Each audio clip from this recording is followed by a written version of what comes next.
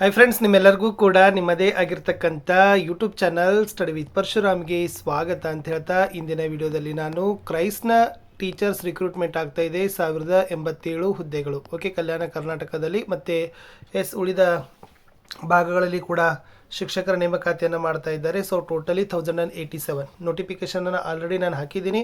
So ಯಾರು ನೋಡಿಲ್ಲಲ್ಲ notification ಚೆನ್ನಾಗಿ ನೋಡ್ಕೊಡ್ರಿ. ಈ ವಿಡಿಯೋದಲ್ಲಿ ಪೇಪರ್ 1 ಸಿಲೆಬಸ್ ಬಗ್ಗೆ ಹೇಳ್ತಾ ಇದ್ದೀನಿ. ಪೇಪರ್ 1 ಸೊ ಇದೇ ತರನಾಗಿರ್ತಕ್ಕಂಥ ನಿಮಗೆ ವಿಡಿಯೋಗಳು ಬರ್ತವೆ. ಸೊ ಖಂಡಿತವಾಗಿ ನಾವುಗಳು ಕೂಡ ನಿಮಗೆ ಎಕ್ಸಾಮ್ಗೆ ಪ್ರಿಪೇರ್ ಮಾಡಲಿಕ್ಕೆ ಹೆಲ್ಪ್ ಮಾಡ್ತೀವಿ. ಚಾನಲನ್ನು ಸಬ್ಸ್ಕ್ರೈಬ್ ಮಾಡಿ ಅಂತ ಹೇಳ್ತಾ ವಿಡಿಯೋನ ಲೈಕ್, ಶೇರ್ ಮತ್ತು ಸಬ್ಸ್ಕ್ರೈಬ್ ಮಾಡೋದನ್ನು ಮಾತ್ರ ಮರೆದಿರಿ.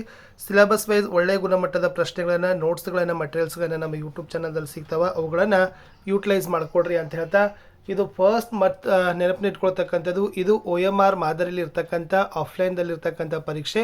ಸೊ ಇನ್ನೂ ಡೇಟ್ ಬಂದಿಲ್ಲ. ಸೊ ಡೇಟ್ ಬಂದ ನಂತರ ಅವ್ರು ಹೇಳ್ತಾರಂತಕ್ಕಂಥದ್ದು ಇದರಲ್ಲಿರ್ತಕ್ಕಂಥದ್ದು. ಸೊ ನೋಡೋಣ ಡೈರೆಕ್ಟಾಗಿ ಪೇಪರ್ 1 ಸಿಲೆಬಸ್. ನೋಡಿ, ಪೇಪರ್ 1 ಸಿಲೆಬಸ್ ತುಂಬಾ ಇದೆ.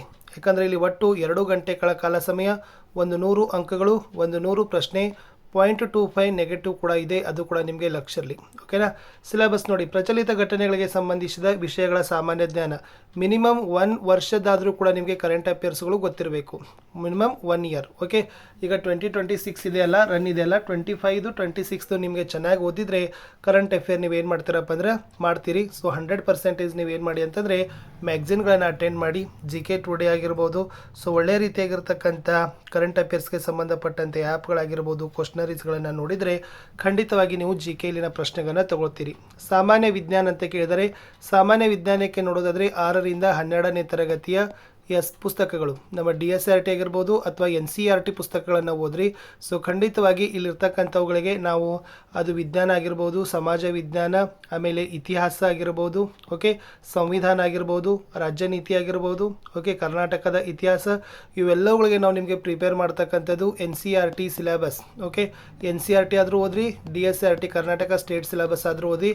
ಎಲ್ಲಿ ತನಕ ಓದಬೇಕು? 6ರಿಂದ 12ನೇ ತರಗತಿ ಓದಲೇಬೇಕು. ಓಕೆ, 6 to 12th ಕ್ಲಾಸ್ ಎಲ್ಲ ವಿಷಯಾಂಶಗಳನ್ನು ಓದಿದರೆ 30% ಬೇಸಿಕ್ ನಾಲೆಜ್ ನಿಮ್ಗೆ ಏನಾಗ್ತದಪ್ಪ ಅಂದರೆ ಸಿಗ್ತದೆ. ಇದು ಬುನಾದಿಯಾಗಿರ್ತಕ್ಕಂಥ ಒಂದು ಪ್ರಾಥಮಿಕ ಜ್ಞಾನ, ಪ್ರೈಮರಿ ನಾಲೆಜ್. ಓಕೆ, ನಮ್ಮ ಕರ್ನಾಟಕ ಸಿಲೆಬಸ್ ಆಗಿರ್ಬೋದು, ಆಮೇಲೆ NCERT ಸಿಲೆಬಸ್ ಆಗಿರ್ಬೋದು, ಇದನ್ನು ನೀವು ಓದಿ. ಅದ್ರ ಬಿಟ್ಟು ಮತ್ತೇನು ಬ್ಯಾಚುಲರ್ ಡಿಗ್ರಿವರೆಗೆ ಸುಮಾರು ಒಂದು ಚೆನ್ನಾಗಿ ಬ್ಯಾಚುಲರ್ ಡಿಗ್ರಿವರೆಗೂ ಓದಿದರೆ ಖಂಡಿತವಾಗಿ ನಿಮ್ಗೆ ಏನಾಗ್ತದಪ್ಪ ಅಂತಂದರೆ ಅಂಕಗಳು ಸಿಗ್ತಾವೆ. ಇನ್ನು ನೆಕ್ಸ್ಟ್ ಇಲ್ಲಿ ನಾವು ಹೇಳ್ತಕ್ಕಂಥದ್ದು ಎಕನಾಮಿಕ್ಸ್ಗೆ ಸಂಬಂಧಪಟ್ಟಂತೆ ಇದೆ. ಸೊ ಎಕನಾಮಿಕ್ಸ್ಗೂ PUC ಫಸ್ಟ್ ಮತ್ತು ಸೆಕೆಂಡ್ ಇಯರ್ಗೆ ತುಂಬ ಚೆನ್ನಾಗಿ ಕರ್ನಾಟಕ ಸ್ಟೇಟ್ ಸಿಲೆಬಸ್ ಪುಸ್ತಕ ಇದ್ದಾವೆ, PU ಬೋರ್ಡ್ದು. ಅದನ್ನು ನೋಡ್ಕೊಡ್ರಿ, ಅದು ಇಂಪಾರ್ಟೆಂಟ್ ಅದ. ಗ್ರಾಮೀಣ ಅಭಿವೃದ್ಧಿ ಕೇಳಿದ್ದಾರೆ. ಓಕೆ, ವಿಜ್ಞಾನ ಮತ್ತು ತಂತ್ರಜ್ಞಾನ ಸೈನ್ಸಲ್ಲಿ ಬರ್ತದೆ. ಪರಿಸರ ಮಾಲಿನ್ಯಕ್ಕೆ ಸಂಬಂಧಪಟ್ಟಂತೆ, ಬೌದ್ಧಿಕ ಸಾಮರ್ಥ್ಯ, ಮೆಂಟಲ್ ಎಬಿಲಿಟಿಗೆ ಸಂಬಂಧಪಟ್ಟಂತಿದ್ದಾವೆ. ಮಾನಸಿಕ ಸಾಮರ್ಥ್ಯ, ಇದು ತುಂಬಾ ಮೋಸ್ಟ್ ಇಂಪಾರ್ಟೆಂಟ್. ಸುಮಾರು ಇಲ್ಲಂತಂದರೆ ನಿಮಗೆ 15ರಿಂದ 20 ಪ್ರಶ್ನೆಗಳು ಏನಾಗ್ತಾವಪ್ಪ ಅಂತಂದರೆ ಬೌದ್ಧಿಕ ಸಾಮರ್ಥ್ಯದಿಂದ ಬರ್ತಾವೆ. ಓಕೆ, ಈ ಪೇಪರೇ ನಿಮ್ಗೆ ಏನಾಗ್ತದಪ್ಪ ಅಂದರೆ ಸ್ಕೋರ್ ಮಾಡಲಿಕ್ಕೆ ಮೇನ್ ಇಂಪಾರ್ಟೆಂಟ್ ಆಗಿರ್ತಕ್ಕಂಥದ್ದು. ನಾವು ನಿಮಗೆ ಪೇಪರ್ 1ನಲ್ಲಿ ಇಲ್ಲಿಯವರೆಗೆ ಇರ್ತಕ್ಕಂಥ ಎಲ್ಲ ಸಿಲೆಬಸ್ಗಳಲ್ಲಿ ಸೊ ಚೆನ್ನಾಗಿ ನೀವು ಏನು ಮಾಡಬೇಕಂತಂದರೆ ಇರ್ತಕ್ಕಂಥ ವಿಷಯಾಂಶಗಳನ್ನು ನೋಟ್ಔಟ್ ಮಾಡಿಕೊಂಡು, ಸೊ ವಿಷಯಾಂಶಗಳನ್ನು ಓದಿದ್ದೇ ಆದರೆ ಖಂಡಿತವಾಗಿರ್ತಕ್ಕಂಥ ನಿಮ್ಗೆ ಏನಾಗ್ತದಪ್ಪ ಅಂದ್ರೆ ಅಂಕಗಳು ಸಿಗ್ತಾವೆ. ಫಸ್ಟ್ ಮಾಡ್ತಕ್ಕಂಥದ್ದು, ಸೊ ಫಸ್ಟ್ ಪಾಯಿಂಟ್ಗೆ ಬರ್ತೀನಿ. ಇನ್ನೂ ಒಂದ್ಸರಿ ರಿವ್ಯೂ, ಲಾಸ್ಟ್ 1 ಇಯರ್ ಕರೆಂಟ್ ಅಫೇರ್ಗಳನ್ನು ಓದಿ. ಓಕೆ, ಕಳೆದ 1 ವರ್ಷದ ಪ್ರಚಲಿತ ಘಟನೆಗಳನ್ನು ನೀವೇನು ಮಾಡಬೇಕಂತಂದರೆ ಓದಲೇಬೇಕು, ಕರೆಂಟ್ ಅಫೇರ್ಸ್ಗಳು. ಓಕೆ, ರಾಜ್ಯ, ರಾಷ್ಟ್ರ ಮತ್ತು ಅಂತಾರಾಷ್ಟ್ರ ಘಟನೆಗಳನ್ನು ಓದಿ. ಒಳ್ಳೆಯ ಒಂದು ಅಲ್ಲಿ ಇಲ್ಲಾಂದ್ರೆ 6ರಿಂದ 7 ಪ್ರಶ್ನೆಗಳು ನಿಮಗೆ ಕರೆಂಟ್ ಅಫೇರ್ಸ್ನಿಂದ ಸಿಗ್ತದೆ, ಅದನ್ನು ನೋಡ್ಕೊಡ್ರಿ. ನೆಕ್ಸ್ಟ್ ಇತಿಹಾಸ ಆಗಿರ್ಬೋದು, ಹಿಸ್ಟ್ರಿ ಆಗಿರ್ಬೋದು, ಆಮೇಲೆ IC ಇಂಡಿಯನ್ ಕಾನ್ಸ್ಟಿಟ್ಯೂಷನ್ ಆಗಿರ್ಬೋದು, ಸೈನ್ಸ್ ಆ್ಯಂಡ್ ಟೆಕ್ನಾಲಜಿ ಆಗಿರ್ಬೋದು, ಓಕೆ, ಪೊಲಿಟಿಕಲ್ ಸೈನ್ಸ್ ಆಗಿರ್ಬೋದು, ಜಿಯೋಗ್ರಫಿ ಆಗಿರ್ಬೋದು, ಇವೆಲ್ಲವುಗಳಿಗೆ ನೀವೇನು ಮಾಡಬೇಕಂತಂದರೆ ಅಪ್ ಟು 6 to 12 ಕ್ಲಾಸ್ ಪುಸ್ತಕಗಳನ್ನು ಓದಬೇಕು. ಇಲ್ಲಿವರೆಗೆ 6ರಿಂದ 12ನೇ ತರಗತಿಗೆ NCERT ಆದರೂ ಓದ್ಕೊಡ್ರಿ, DSCRT ಆದರೂ ಓದ್ಕೊಡ್ರಿ. ಓಕೆ, ಸೊ ಅದನ್ನು ನೀವು ಏನು ಮಾಡಬೇಕಂತಂದರೆ ಬೇಸಿಕ್ಕಾಗಿ ಓದಿದರೆ ಖಂಡಿತವಾಗಿ ಇಲ್ಲಿಂದ ಒಳ್ಳೆಯ ಅಂಕಗಳು ನಿಮಗೆ ಸಿಗ್ತವೆ. ಇನ್ನು ನೆಕ್ಸ್ಟ್ ನೋಡೋದಾದರೆ ಮೆಂಟಲ್ ಎಬಿಲಿಟಿ ಇದೆ. ಸೊ ಮೆಂಟಲ್ ಎಬಿಲಿಟಿ, ಮಾನಸಿಕ ಸಾಮರ್ಥ್ಯ ಚೆನ್ನಾಗಿ ನೀವೇನು ಮಾಡಿ ಅಂತಂದರೆ ನಾನು ನಿಮಗೆ ಬೆಸ್ಟ್ ಸಜೆಸ್ಟ್ ಮಾಡ್ತಕ್ಕಂಥದ್ದು ಅರಿಹಂತ ಅಥವಾ ಉಪಕಾರ ಪಬ್ಲಿಕೇಶನ್. ಯಾಕಂದರೆ ನಾನು ಇದನ್ನೇ ಓದಿದ್ದೀನಿ. ಸೊ ಇದು ಯಾವುದೇ ರೀತಿಯಾಗಿರ್ತಕ್ಕಂಥ ಪ್ರಮೋಟೆಡ್ ಅಲ್ಲ. ಓಕೆ, ಅರಿಹಂತ ಮತ್ತು ಉಪಕಾರದಲ್ಲಿ ಏನು ಮಾಡಬೇಕಂದ್ರೆ ಈ ಮೆಂಟಲ್ ಎಬಿಲಿಟಿ ಬುಕ್ಸ್ಗಳನ್ನು ತೊಗೊಳ್ರಿ. ನಾನು ನಿಮಗೆ ಸಜೆಸ್ಟ್ ಮಾಡ್ತೀನಿ ಲಿಂಕ್ಗಳನ್ನು. ಮತ್ತು ಹೆಚ್ಚು ಏನು ಮಾಡಿ ಅಂತಂದರೆ PYQಗಳನ್ನು ಸಾಲ್ವ್ ಮಾಡಿ. ಓಕೆ, KA ಬೋರ್ಡಲ್ಲಿ ಏನು ಮಾಡಿದ್ದಾರೆ ಅಂದರೆ ಆಲ್ರೆಡಿ 3 ವರ್ಷ 23, 24, 25, 26 ಅವೆಲ್ಲವುಗಳನ್ನು ಅವ್ರು ಏನು ಮಾಡಿದ್ದಾರೆ ಅಂತಂದರೆ ಹಾಕಿದ್ದಾರೆ ಪ್ರಶ್ನೆಗಳನ್ನು. ಅದರಲ್ಲಿ GKಗೆ ಸಂಬಂಧಪಟ್ಟಂತೆ ಪ್ರಶ್ನೆಗಳನ್ನು ಓದ್ಕೊಡ್ರಿ. ನೋಡಿ, KA ಕ್ವಶನ್ ಪೇಪರ್ಗಳು ಭಾಳ ಟಫ್ ಇರ್ತಾವೆ. ಸೊ ಅಷ್ಟು ಈಸಿಯಾಗಿರ್ತಕ್ಕಂಥದ್ದಲ್ಲ. ಯಾಕಂದರೆ ಲಾಸ್ಟ್ ಟೈಮ್ ನಾವು VAO ಆಗಿರ್ಬೋದು, ರೀಸೆಂಟ್ ಎಕ್ಸಾಮ್ಗಳಲ್ಲೆಲ್ಲ ಏನು ಒಂದು ಆಯ್ತಲ್ಲ, ಈ ಕೃಷಿಗೆ ಸಂಬಂಧಪಟ್ಟಂತೆ ಆಯ್ತಲ್ಲ, ಸೊ ಮಾರ್ಕೆಟಿಂಗ್ ಅಸಿಸ್ಟೆಂಟು ಅವೆಲ್ಲವುಗಳನ್ನ ರೀಸೆಂಟಾಗಿ ನಾವು ಪ್ರಶ್ನೆ ಪತ್ರಿಕೆಗಳನ್ನು ನೋಡಿದ್ದೀವಿ. ಸೊ ತುಂಬಾ ಏನಿದೆಪ್ಪ ಅಂತಂದರೆ ಕ್ವಶನ್ಸ್ಗಳು ಇದನ್ನಿದ್ದಾವೆ, ಟಫ್ ಇದ್ದಾವೆ. ಸೊ ಅಷ್ಟು ಸ್ಕೋರ್ ಇಲ್ಲ.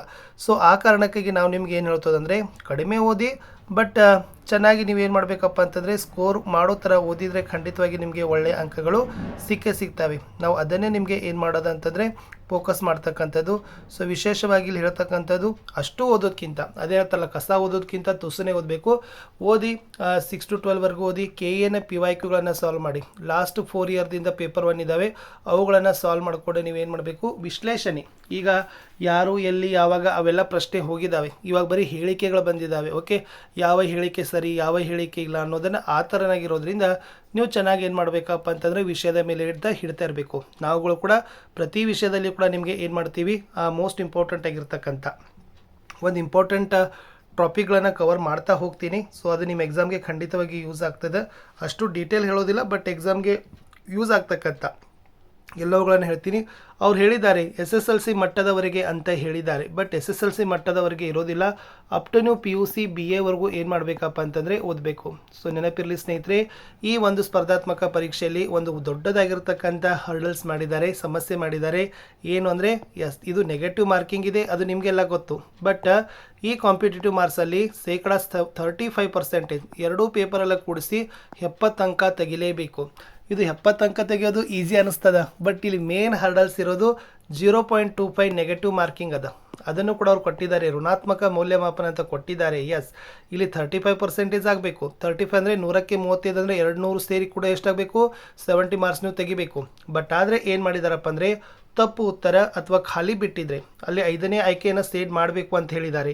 ನೀವು 5ನೇ ಆಯ್ಕೆಯನ್ನು ಸೇಡ್ ಮಾಡದೇ ಇದ್ದರೆ ಅದನ್ನು ಕೂಡ ಏನು ಮಾಡ್ತಾರೆ, ನೆಗೆಟಿವ್ ಅಂತ ಹಿಡ್ಕೊಂಡು 0.25 ಏನು ಮಾಡ್ತಾರಪ್ಪ ಅಂತಂದರೆ ಲೆಸ್ ಮಾಡೋದ್ರಿಂದ ಅನಿಸುತ್ತೆ ಅಷ್ಟು ಭಾಳ ಕಾಂಪಿಟೇಷನ್ ಇಷ್ಟಿದೆ ಅಲ್ಲ. ಸೊ ಇದು ಮತ್ತು ಈ ಕರ್ನಾಟಕ ಸರ್ಕಾರದ ಶಿಕ್ಷಕರ ನೇಮಕಾತಿಗಿಂತ ಇದು ಈಸಿ ಇದೆ. ಯಾಕೆಂದರೆ ಅಲ್ಲಿನೂ ಕೂಡ ಚೇಂಜ್ ಆಗ್ತಾ ಇದ್ದಾವೆ. ಇವಾಗೆಲ್ಲ ರಿಟರ್ನ್ ಪೇಪರ್ ಬರ್ತಾ ಇದ್ದಾವಂತೆ, HSTRಗೆ ಹೇಳ್ತಾ ಇದ್ದಾರೆ. ಇನ್ನೂ ನೋಟಿಫಿಕೇಶನ್ ಬರಲಿ, ಬಟ್ ಸುದ್ದಿ ಇದೆ, ನೋಡುವ ಏನಾಗಿದೆ. ಬಟ್ ಕ್ರೈಸಲ್ಲಿ ನೇಮಕಾತಿಯಲ್ಲಿ ಈ ವರ್ಷ ನನಗನ್ಸುತ್ತೆ ತುಂಬಾ ಕಾಂಪಿಟೇಷನ್ ಇರೋದಕ್ಕಿಂತ ರಿಸಲ್ಟ್ ನಿಮ್ಗೆ ಎಷ್ಟು ಬರ್ತದೆ ಅಷ್ಟು ನೀವೇನು ಮಾಡಬೇಕಪ್ಪ ಅಂತಂದರೆ SSನ್ನು ಕಾಣಲಿಕ್ಕೆ ಪ್ರಯತ್ನವನ್ನು ಪಡಿ ಅಂತ ಹೇಳ್ತಾ, ಇಷ್ಟು ಪೇಪರ್ 1ವರೆಗೆ ನಾನು ಹೇಳಿರ್ತಕ್ಕಂಥ ವಿಷಯಗಳಲ್ಲಿ ಮತ್ತೇನಾದರೂ ನಿಮಗೆ ಡಿಫಿಕಲ್ಟ್ ಅನಿಸಿದರೆ ಸೊ ಖಂಡಿತವಾಗಿ ನನಗೆ ಕಮೆಂಟ್ ಮಾಡ್ಬೋದು. ನಾನುಗಳು ಕೂಡ ನಿಮಗೆ ಕ್ಲಾಸಸ್ಗಳನ್ನು ಹಾಸ್ಟ್ ಮಾಡ್ತಾ ಹೋಗ್ತೀನಿ. ಖಂಡಿತವಾಗಿ ಚೆನ್ನಾಗಿ 1 ವರ್ಷದ current affairs up to 6 to 12 NCERT ಅಥವಾ DSRT ಸಿಲೆಬಸ್ ಓದ್ರಿ. KA ನಡೆಸಿರ್ತಕ್ಕಂಥ PYQ ಪರೀಕ್ಷೆಗಳನ್ನು ಮಾಡಿ. ಚೆನ್ನಾಗಿರತಕ್ಕಂಥ ಒಂದು ಮೆಂಟಲ್ ಎಬಿಲಿಟಿ ಅಂದರೆ ಅದು ಕಿಶೋರ್ ಪಬ್ಲಿಕೇಶನು ಅರಿಹಂತ ಉಪಕಾರ. ಸೊ ನಾನು ಇದನ್ನೇ ಹೆಚ್ಚು ಓದೋದು. ಇಂಗ್ಲೀಷ್ ಮೀಡಿಯಂ ಬುಕ್ಸನ್ನೇ ನಾನು ಏನು ಮಾಡ್ತೀನಿ ಅಂತಂದರೆ ಓದ್ತೀನಿ. ಒಂದು ಕಿಶೋರ್ ಆಗಿರ್ಬೋದು, ಉಪಕಾರ ಆಗಿರ್ಬೋದು ಅಥವಾ ಅರಿಹಂತ ಭಾಳ ಚೆನ್ನಾಗಿ ಕೊಟ್ಟಿರ್ತಾರೆ. ಸೊ ಮೆಂಟಲ್ ಎಬಿಲಿಟಿಗಳನ್ನು ಓದಿದರೆ ಪೇಪರ್ 1 ಆಗ್ತದೆ. ಇನ್ನು ಯಾವ ಪೇಪರ್ 2ಗೆ ಸಂಬಂಧಪಟ್ಟಂತೆ ಸಿಲೆಬಸ್ ರಿಲೀಸ್ ಬಂದ ಕೂಡಲೇ ನಾನು ಮತ್ತೆ ವಿಡಿಯೋ ಹಾಕ್ತೀನಿ. ಸೊ ಇದೇ ತನಗಿರ್ತಕ್ಕಂಥ ಕ್ರೈಸ್ ವಿಡಿಯೋಗಳು ಬರ್ತಾನೆ ಇರ್ತವೆ. ಸೊ ಅವುಗಳನ್ನ ನೋಡಿ ಲೈಕ್, ಶೇರ್ ಮತ್ತು ಸಬ್ಸ್ಕ್ರೈಬ್ ಮಾಡೋದನ್ನು ಮಾತ್ರ ಮರೆಯದಿರಿ. ಬಾಯ್.